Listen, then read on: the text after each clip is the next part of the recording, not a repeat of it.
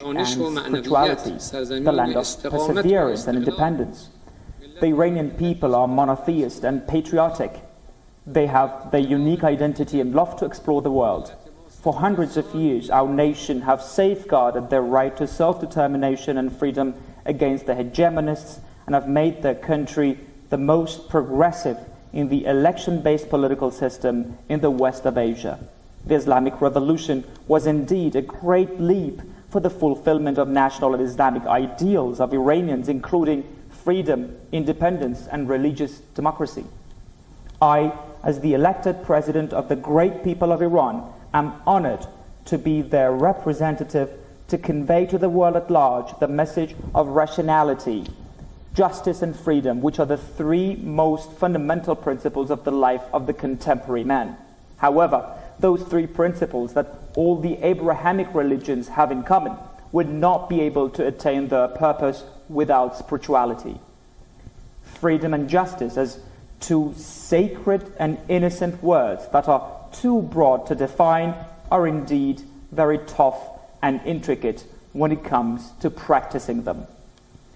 Freedom means the right to think, decide, and act for all the human beings. Peace and lasting security are tied to the administration of justice. And basically, the divine prophets emerged so that people would demand justice and exercise their rights. Justice and freedom may be achieved only when the rights of all nations are fulfilled. As a matter of fact, any violation of the rights of nations will more than anything endanger global peace and security. Ladies and gentlemen, this year, two scenes made history. One was on January the 6th, when the US Congress was attacked by the people, and two, when the people of Afghanistan were dropped down from the US planes in August. From the capital to Kabul, one clear message was sent to the world. The United States hegemonic system has no credibility, whether inside or outside the country. What is seen in our region today proves that not only the hegemonist and the idea of hegemony, but also the project of imposing westernized identity have failed miserably. The result of seeking hegemony has been blood spilling and instability, and ultimately defeat and escape.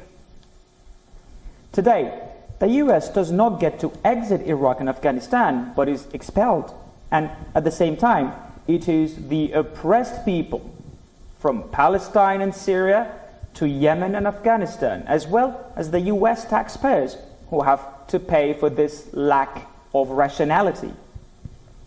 Today, the world doesn't care about America first or America is back.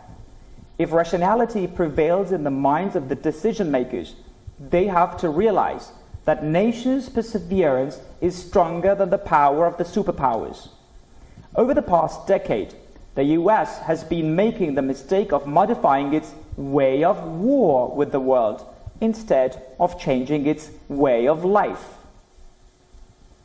An erroneous path cannot be brought to fruition by merely adopting a different method. Sanctions are the US new way of war with the nations of the world. Sanctions against the Iranian nation started not with my country's nuclear program. They even predate the Islamic Revolution and go back to the year 1951, when oil nationalization went underway in Iran, which in turn led to a military coup backed by the Americans and the Britons against the then government of Iran, which had been elected by the people. Sanctions, and especially sanctions on medicine, at the time of COVID-19 pandemic, are crimes against humanity. The Holy Quran introduces the destruction of nature and mankind as a major characteristic of the tyrants. The Islamic Republic of Iran proposes that any kind of sanction-induced restriction or disruption in the supply of good health and environment as to humanitarian issues be declared forbidden. Moreover, I, on behalf of the Iranian nation and millions of refugees hosted by my country, would like to condemn the continued illegal US sanctions, especially in the area of humanitarian items, and demand that this organized crime against humanity be recorded as a symbol and reality of the so-called American human rights. Despite the fact that the Islamic Republic of Iran was keen from the outset to purchase and import COVID-19 vaccines from reliable international sources, it faced inhumane medical sanctions. Therefore, from the very beginning, we started to sustainably produce vaccines domestically. In addition to peaceful nuclear and satellite technologies, Iran is the medical hub of the region, and numerous Iranian physicians and scientists such as Avicenna shine in the history of humankind. Knowledge that is beneficial to humanity cannot be sanctioned. We ourselves have been able to produce fuel for the Tehran research reactor, which makes radiopharmaceuticals for more than 1 million cancer patients in Iran. We have also made astonishing progress in the area of biotechnology and stem cells, in spite of all sanctions. And today, despite all sanctions targeting human rights, we have become one of the manufacturers of COVID-19 vaccines. Cooperation amongst the countries of the world in the realm of health, and especially on vaccines, is tantamount to helping the spirit of humanity and the policy based on divinity, humanity, and international relations. Coronavirus is a wake-up call for the whole world, reminding us once again that the security of all human beings are interdependent. Crises in the human societies such as violence, poverty, unemployment, moral and economic corruption, collapse of family foundations, regional wars, organized terrorism, and environmental crises are all the results of inattention to the principles of rationality, justice, and freedom. Ladies and gentlemen, the strategic thoughts of the Islamic Republic of Iran are rooted in the ideas of the founder of the Islamic Revolution, the late Imam Khomeini, may his soul rest in peace, as well as in the genuine concepts of true Islam, that is, rationality, prudence, and pondering, and have resulted in the resistance in line with the national interests of countries. Speaking about the rights of nations without speaking of the obligations of their governments cannot bring about the fulfillment of the rights, as the independence of a nation is its freedom. The Islamic Revolution supports this kind of freedom and hence obstructs extremism. And this is the nature of the true strength of the Islamic Republic of Iran, which does good to all. The Islamic Republic of Iran is inspiring, and as such, the power emanating from it creates security. The security-making model of the Islamic Republic of Iran is based on forming intra-regional mechanisms through diplomacy that is pivoted on and free from outside interferences. It has been our policy to strive for the preservation of stability and territorial integrity of all the countries of the region, if not for the power and role of Iran alongside the governments and peoples of Syria and Iraq, as well as the selfless efforts of martyrs Abu Mahdi al-Muhandis and General Qasem Soleimani. Today, ISIS would be the Mediterranean neighbors of Europe. And of course, ISIS will not be the last wave of extremism. The new drive to come up with the Cold War-esque divisions will not help foster the security of humans by isolating independent countries. An arbitrary attitude is not the way to solve terrorism, because terrorism has its roots in various crises such as identity and economy. The fact that modern lives have become devoid of meaning and spirituality, as well as the spread of poverty, discrimination, and oppression, have helped the rise of terrorism. The increasing growth of indigenous terrorism in the West bears witness to this bitter truth. Even more bitter is the use of terrorism as an instrument for foreign policy, because you cannot fight terrorism with double standards. You cannot make a terrorist group such as ISIS in a certain place and claim to fight it somewhere else. After first seeking the grace of the Almighty God, the solution to skirmishes and conflicts in our region lies in the following. making the will of nations rule over their own destiny by referring to the results of public vote. But in order for this to materialize, two basic preconditions need be met. One, halting the aggressions of the outsiders and occupation, and two, the sincere cooperation of governments to counter terrorism.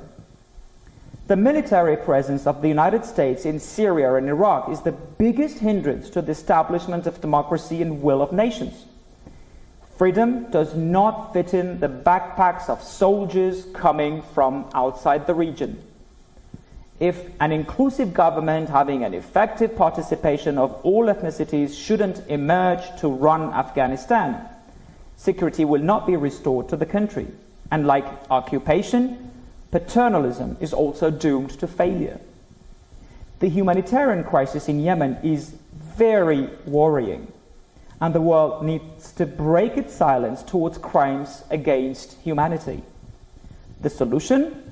The speedy and unconditional stop to the Yemeni aggression, opening of channels for providing humanitarian aid, and facilitation of constructive talks between Yemeni groups. The occupier Zionist regime is the organizer of the biggest state terrorism, whose agenda is to slaughter women and children in Gaza and the West Bank. Today, an all-out blockade has turned Gaza to the biggest prison in the world. The so-called deal of the century failed, just like any other deal forced on Palestinians. There is only one solution: holding a referendum with the participation of all Palestinians, of all religions and ethnicities, including Muslims, Christians, and Jews. This solution was set forth by the supreme leader of the Islamic Republic of Iran many years ago, which is now registered as one of the official documents of the United Nations. Mr. Chairman, today the whole world, including the Americans themselves, have admitted that the project of countering the Iranian people, which manifested itself in the form of violating the JCPOA and was followed by the maximum pressure and arbitrary withdrawal from an internationally recognized agreement, has totally failed. However, the policy of maximum tyranny is still on. We want nothing more than what is rightfully ours. We demand the implementation of international rules. All parties must stay true to the nuclear deal and the UN resolution in practice. 15 reports released by the IAEA have attested to the adherence of Iran to its commitments. However, the United States has not yet discharged its obligation, which is lifting sanctions. It has encroached upon the agreement, withdrawn from it, and levied even more sanctions on my people. The United States mistakenly believed it would render us desperate and devastated, but our perseverance has yielded results and will always do. For the smart and dynamic resistance of the Islamic Republic of Iran comes from our strategic rationality, and we don't trust the promises made by the US government. It is the strategic policy of the Islamic Republic of Iran to consider the production and stockpiling of atomic weapons as forbidden, and that based on the religious decree by His Eminence, the Supreme Leader. Nukes have no place in our defense doctrine and deterrence policy. The Islamic Republic considers useful the talks whose ultimate outcome is the lifting of all oppressive sanctions, while decisively defending all its rights and the interests of its people. Iran is keen to have large-scale political and economic cooperation and convergence with the rest of the world. I seek effective interaction with all the countries of the world, especially with our neighbors, and shake their hands warmly. A new era has begun.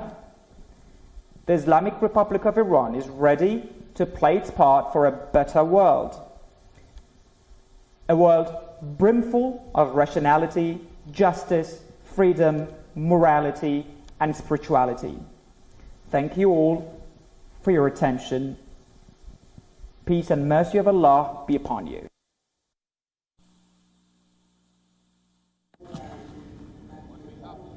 Ebrahim Raisi slamming the United States on multiple fronts as a part of his address at the United Nations General Assembly. Talking about the Afghanistan pullout, US did not exit Kabul but were expelled from Afghanistan is what Ebrahim Raisi has said. Apart from that, also slamming America when it comes to its policy, the Israel-Palestine conflict, talking about how the American government has failed on multiple fronts, on several promises that were made to the people of these regions as well. And the US hegemonic system, he says, has no credibility. WION now available in your country. Download the app now. Get all the news on the move.